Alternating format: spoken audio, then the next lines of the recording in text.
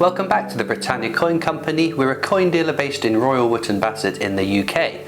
Today we're going to be looking at some trial and pattern coins because in Friday's collection hunt we found some really interesting sets, so it inspired me to want to make a video all about those coins. So what is a trial or pattern coins? Well, you need to think of them as sort of a test run to make sure that designs or shapes of coins would physically work.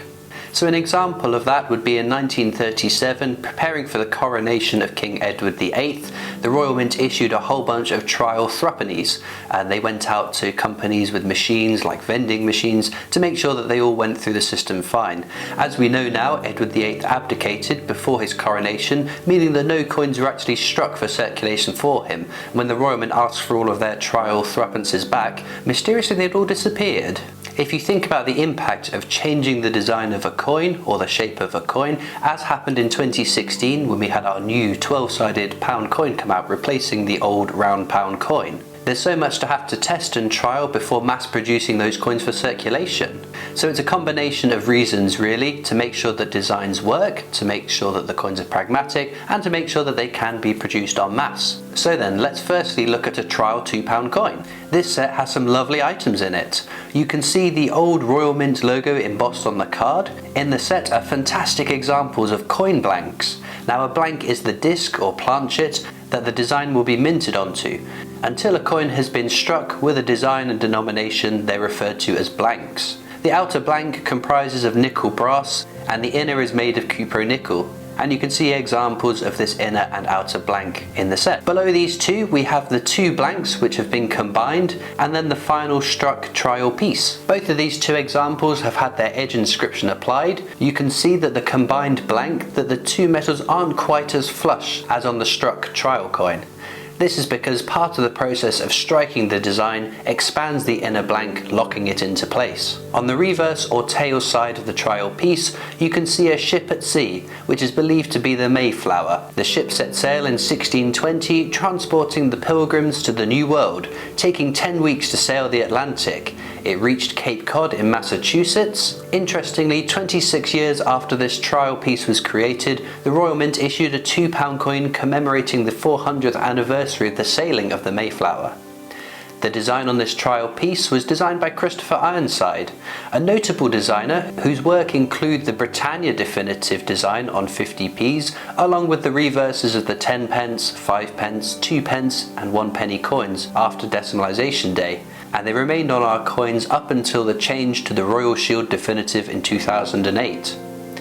This isn't even mentioning the countless foreign coins and also medals that he designed, and in fact in 2013 the Royal Mint released a coin commemorating the 100th anniversary of this famed designer's birth, with a design which he'd originally submitted to the Royal Mint to be the definitive design on 50p. The obverse or head side of this trial piece features the third portrait of Queen Elizabeth II, designed by Raphael Maklouf. This design would feature on the first year's release of the £2 coins in 1997, before changing to a new portrait in 1998. Although hard to show the edge inscription on this trial piece, it is translated as being an ornament and a safeguard the 46th year of reign, an inscription which also appeared on the milled edge of the old British round pound coins, but also on an earlier coin than that from the reign of Charles II. Our next set is the 2003 British Bridges pattern set. These are all struck in silver proof for collectors. You can see the bottom of the design. What sets this out from the designs that eventually went into circulation is the word pattern, which would be replaced with the wording £1. These were designed by wood sculptor Edwina Ellis, who went on to design the London Underground Roundel £2 coin and the Stephen Hawking 50p, to name a few. Although at the time she hadn't designed a coin before, she was invited to enter a competition for £1 coin designs. Deciding against using heraldry for her designs, she decided that the arches in bridges would look more appealing on a round coin. The first coin to be released in this set was the fourth bridge, which went into circulation in 2004. Each of these coins represent one of the nations of the UK, and the fourth bridge is the Scottish participant of the set. Named after the Forth Bridge, that's F-O-R-T-H, as it crosses the River Forth, or locally called the Firth of Forth, rather than there being three preceding bridges. Construction began in 1882 and was completed in 1890, being opened by the Duke of Rothesay, the future King Edward VII. The bridge inspired the colloquial expression "painting the fourth bridge," used to describe a never-ending task, the idea being that once it had been completely painted, it had taken so long that the first part then had to be painted again. However, in 2011, the bridge was painted with a coat of paint that should last for 25 years, and thus the need for painters on the maintenance teams became redundant. Following up, we have the Welsh entry into this set with the Menai Bridge, which connected Anglesey to mainland Wales. Construction began in 1819 and was completed in 1826. It was the world's first major suspension bridge and to this day still carries road traffic. The bridge solved a real problem of crossing the Menai Strait, which has 4 daily tides flowing in 2 directions, resulting in whirlpools and dangerous currents so strong that they could sink smaller vessels. The bridge itself has been proposed by the British government as a World Heritage Site, and this coin went into circulation in 2004. Our penultimate coin in this set is the Egyptian Arch Bridge in Northern Ireland. This is our second railway bridge in the set. It was completed in 1851 and reflects the growing popularity of Egyptian-style architecture at the time, specifically referenced as looking similar to the Nemes, a headdress worn by the Egyptian pharaohs. Released for circulation in 2006, that leaves us one last coin. And here we have it, 2007's Millennium Bridge, finishing off our tour of British bridges in England. A pedestrian and cyclist bridge crossing the River Tyne, planned to be open in the year 2000 to coincide with the millennium, although it was delayed until 2001.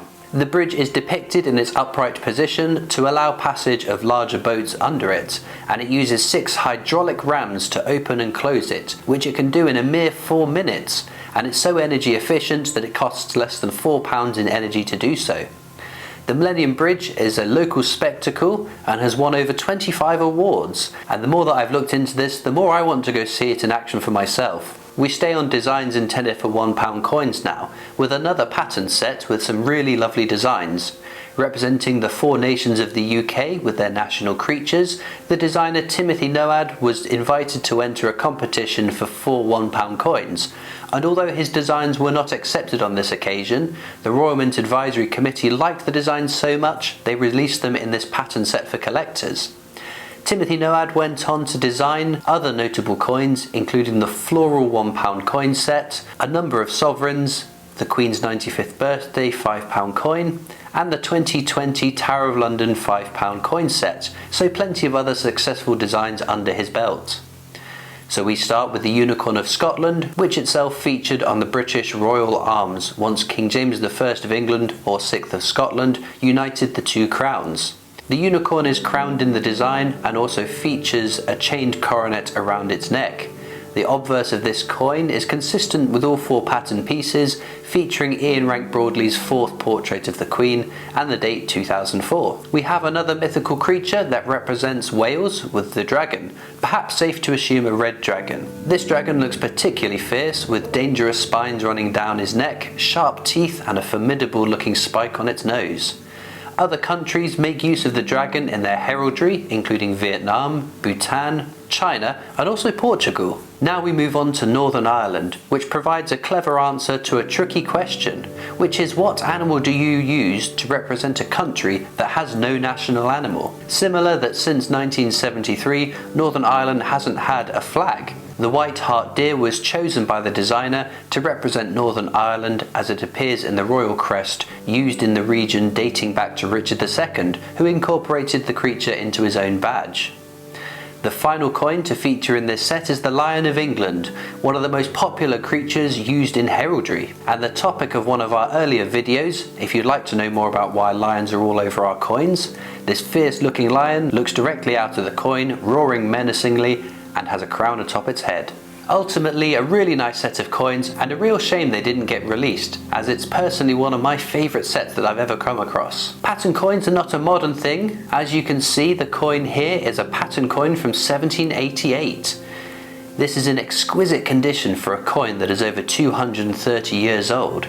The designer is one Jean Pierre Droz, who came to the attention of Matthew Boulton, who founded the Soho Mint and persuaded him to come and work for him in 1788. He helped refine Bolton's machinery for making coins and cut dies for some pattern coins for British coinage, of which this is an example. The coin is struck in copper gilt with the portrait of King George III on the obverse. The reverse features a beautiful image of Britannia. There is so much to be said about this particular coin and the designer Jean Pierre Droz himself, and that's definitely a topic we will return to in its own video soon. Our final pattern coin is this coin here, a Charles II silver pattern farthing, dated 1655, making this coin over 360 years old. The obverse features Charles II in Roman armour, which is a similar portrait that is later used on copper and tin issues during his reign. The reverse features Britannia resting one arm on a shield holding a spear, and a sprig of leaves in her other hand. This experimental piece was designed by John Roettiers and is highly collectible. There are many variations produced in a number of different metals. This coin was struck with a scarce variation of the die, with the king's hair shorter and a fold in the loose drapery under the elbow of Britannia. So really we've only just scratched the surface on pattern and trial coins, but we've had some fascinating coins in this video, so do let me know which has been your favourite. Personally, I would have to pick one of the heraldic beasts, possibly the Lion of England or Dragon of Wales. As ever, there'll be links down in the description to our product offerings and related products if you'd like to take a closer look yourself. Be sure to subscribe to our channel as well. Subscribing's free to do and means you won't miss any of our future uploads. You can also follow us on Facebook and Instagram, where we post lots of pictures of our products. We're on TikTok and Twitter. We've got our shop and online store you can check out too. But I'll see you next time for more amazing coins with the Britannia Coin Company.